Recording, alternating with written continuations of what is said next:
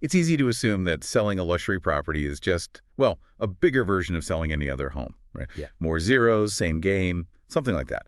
Hmm. But our deep dive today into a stack of fascinating sources reveals something completely different. This isn't about luck or just listing. It's about a meticulously crafted strategy that, honestly, most people entirely miss. Okay, let's unpack this. Indeed. Our mission today is really to cut through those common misconceptions. We want to unveil the sophisticated, tactical choices you actually have when positioning a high-value asset. Right. We want to move beyond simple assumptions and truly help you understand what it takes to not just sell, but to strategically place your property with the right buyers. Exactly. Consider this your shortcut to being genuinely well-informed, bypassing the noise and diving straight into the precise, confident, and sometimes, let's be honest, brutally honest realities of luxury real estate. Yeah. Think of it as less of a lecture, maybe more of a tactical briefing, spiced with surprising facts and hopefully a few aha moments you won't forget. So let's be honest with ourselves for a moment. When we talk about selling a luxury property, what's the fundamental truth our sources keep pointing to? Because it feels like a common mistake is simply focusing on the tangible assets, like, look at this amazing pool, That's a crucial distinction. What our research emphasizes is that no one is truly buying your pool. They're buying the feeling that pool evokes the lifestyle, the prestige, the aspirational experience it represents. Ah, okay. Luxury isn't just a mere price point. It's an exquisitely curated presentation of an entire brand, really. And if we connect this to the bigger picture, why is grasping that difference so critical? How does understanding luxury as an experience, not just a commodity, fundamentally change the selling game? It's absolutely foundational.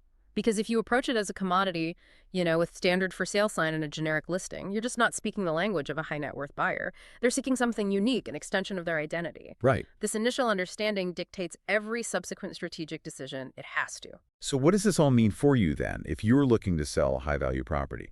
It means you don't just put a sign in the yard and, well, hope for the best. Definitely not. You don't need a sign in the yard. You need strategy. Here's where it gets really interesting. Because the first big choice you face kind of sets the stage for everything else. Right. Our sources clarify that before diving into any tactics, you need to understand the two primary arenas for selling a luxury property. First, there's the on-market approach. This means your home is publicly listed on major platforms like the MLS, Zillow, maybe Redfin. It's broadly visible to pretty much anyone looking. Okay, the standard way most people think of. And the alternative to that widespread visibility, Right. what does that look like for a luxury seller? That would be off-market, which means privately marketing your home. This involves things like direct outreach, leveraging exclusive broker networks, and tapping into a carefully curated pool of pre-qualified buyers. It's all about discretion, not necessarily display. It's a much more discreet, almost concierge-style approach. The crucial takeaway our sources underscore here. It sounds like there's no single right answer, no MLS-first dogma. Not at all. Each strategy has its distinct advantages, its specific place. The real question for you becomes, which one genuinely aligns with your ultimate goals? Right, because surprisingly, sometimes less visibility can translate into significantly more power. That's the interesting bit. That's fascinating. So this quiet listing approach, it sounds counterintuitive, doesn't it? Compared to what most people think about selling a home, how does it actually drive competition and create more power if, well, fewer people know about it? It's a masterful play on psychology, really. It taps into the very nature of luxury. One of the biggest draws is privacy. Just imagine selling your home without every neighbor, colleague, or even, past acquaintance knowing your business. Yeah, that's huge. It keeps the transaction confidential, minimizes disruption to your personal life. But beyond that, there's exclusivity.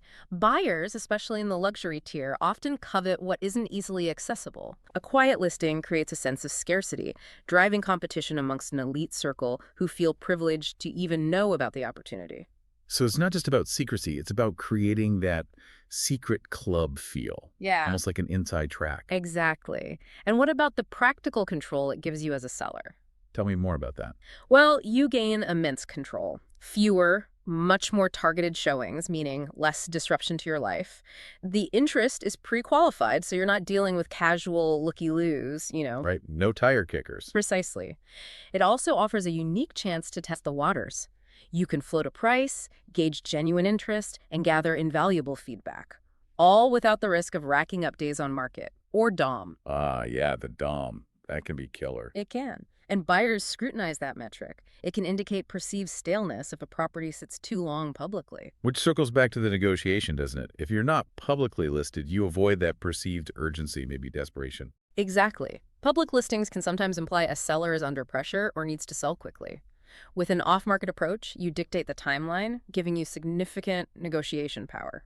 It's about crafting an aura of desirability rather than just broadcasting availability. Okay, we've talked about the power of discretion with off-market sales. Very compelling. But that's not always the play, is it? No. What about the other side of the coin? When does maximum visibility, the full on-market approach, become your strongest strategy? That's an excellent question because on-market is incredibly powerful in specific scenarios. If your primary goal is maximum exposure, say you want to target relocation buyers, maybe international investors or large national firms, then putting your property out there for all eyes to see is unmatched. Casting the widest net possible. Exactly. It's also ideal for comp-driven sales. If you have a clean, modern property that you know will appraise beautifully and truly stands up in open competition against similar luxury homes. Like it's ready for its close-up. Precisely. Then the on-market approach allows you to leverage that strength. This can also drive buyer urgency.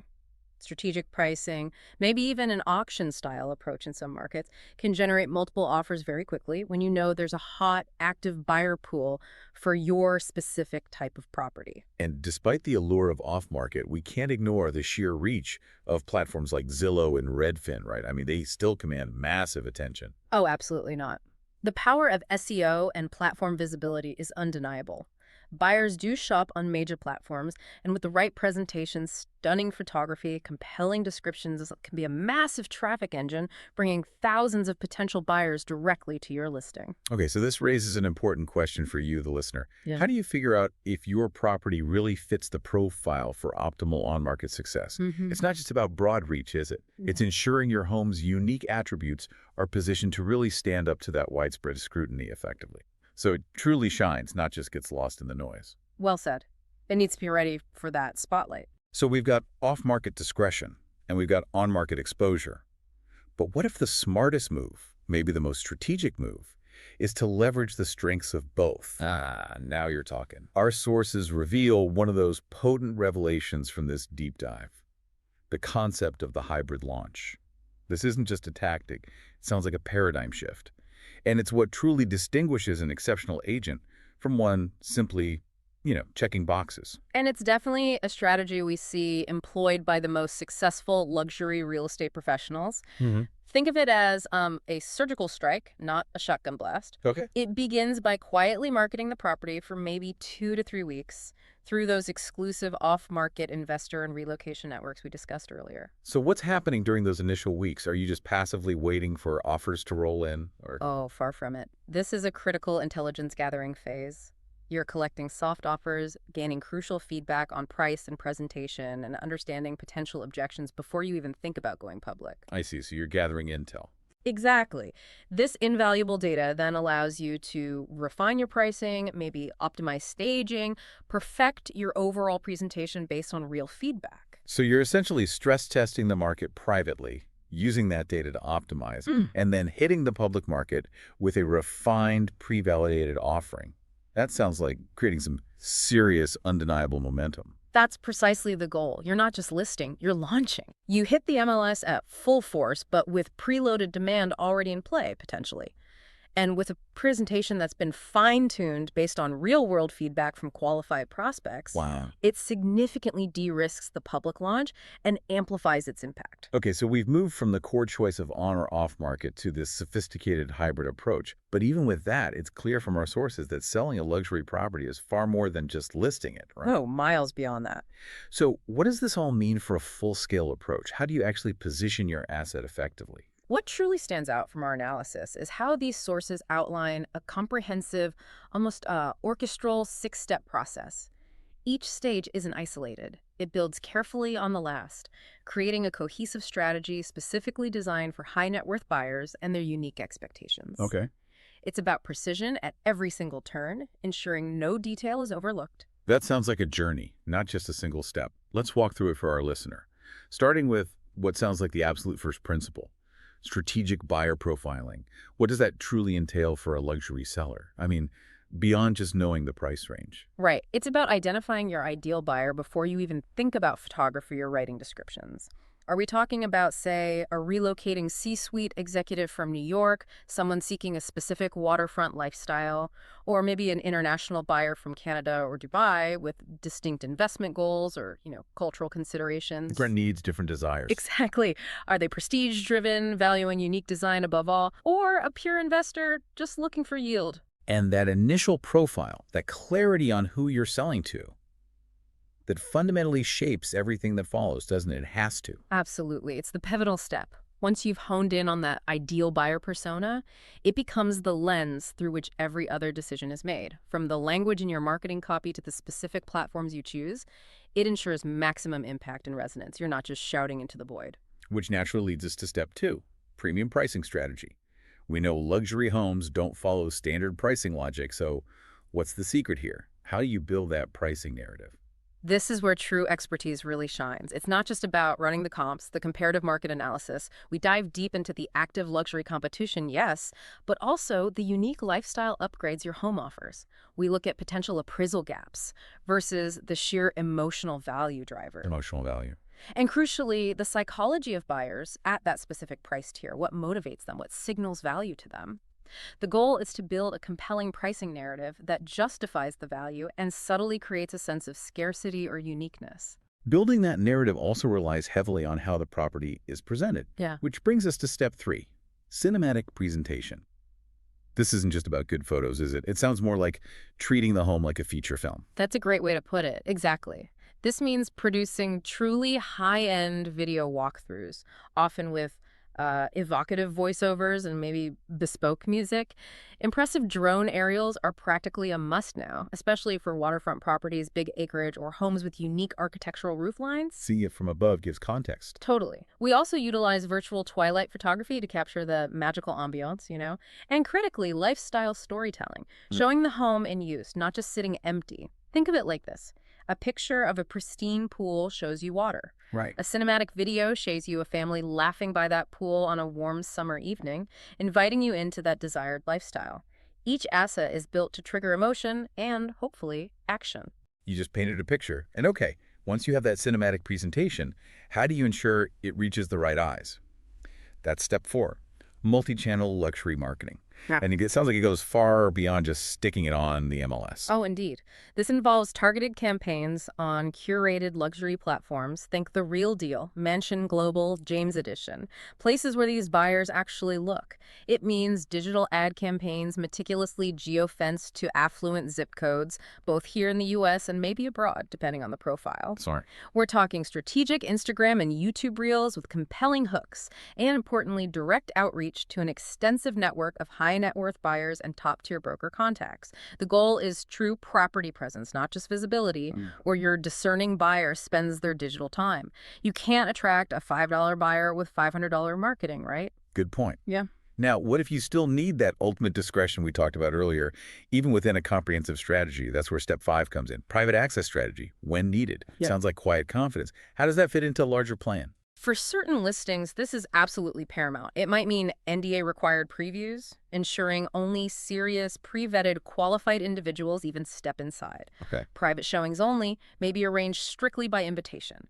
We might limit off-market exposure to very specific investment groups, corporate relocation executives, or a select group of high-end buyer agents who have proven clients in that bracket. This strategy maximizes exclusivity and prevents the property from becoming stale on the open market, maintaining that coveted sense of rarity. Got it. And finally, after all this meticulous planning and presentation, you reach the critical stage. Step six, smart negotiation and closing. Our sources strongly emphasize that the closing phase isn't passive at all. It demands a highly disciplined approach. A rigor that, unfortunately, maybe not all agents bring to the table. The data doesn't lie. And if your agent's strategy is simply, let's just see what happens, our sources suggest that's a huge red flag for a luxury sale. It truly is. This approach involves rigorous pre-qualification of interest before serious showings, ensuring you're dealing with genuinely capable buyers. No wasted time. We structure favorable timelines and terms for you, the seller. We minimize friction by preparing all documents, disclosures, legal protections way up front. Proactive. Absolutely. It's about offering a concierge-style service from the initial offer right through to the final key handoff, making the process as smooth and advantageous for the seller as possible. Every detail, every interaction is managed with an eye toward a successful and efficient close. Discipline matters here. To really bring these strategies to life, we heard a compelling story from our sources about a seller last year with, I think it was a $3.6 million Boca estate. Yes, I recall that one. His primary concern was privacy. He didn't want constant foot traffic, didn't want his neighbors knowing his business. He just wanted to sell quietly, but crucially for the right price. How did the team approach that, leveraging these ideas? Well, this was a perfect case for a purely tailored off-market strategy. The team marketed the home exclusively through a highly vetted luxury broker network and a private investor list. That was it. So no public MLS, no open houses, Yeah. no signs. Correct. None of that. The entire strategy was precisely tailored to the seller's desire for discretion and efficiency, while still maximizing reach to the right kind of buyers. And the outcome. Did this quiet approach actually deliver on his goals? It absolutely did. The property sold in just 11 days. Wow, 11 days. For $3.58 million, very close to ask, to a cash buyer relocating from NYC.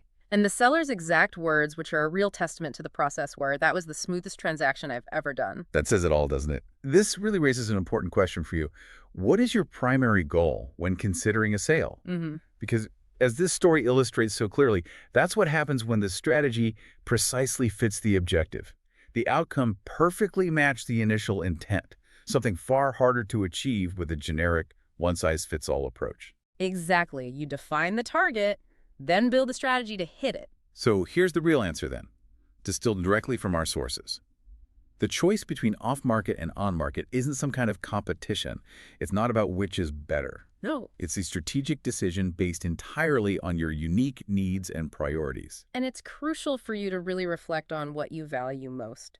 Is it absolute privacy above all else? Is it achieving a very specific price point, even if it takes a bit more time? Or speed. Or is speed of transaction your driving factor? Or perhaps ultimate control over every single aspect of the process?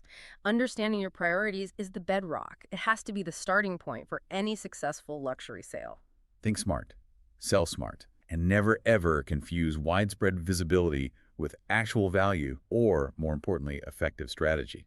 They're not the same thing. They really aren't. If we connect this to the bigger picture, what we've unpacked today is really a fundamental shift. It's moving from passively just listing a property to actively and intelligently positioning a valuable asset. Positioning, I like that. It's about taking command and applying intentionality to every aspect of your luxury sale, rather than simply reacting to whatever the market throws at you. So as you consider what truly defines a successful luxury sale for you, maybe ask yourself, are you just putting a house on the market?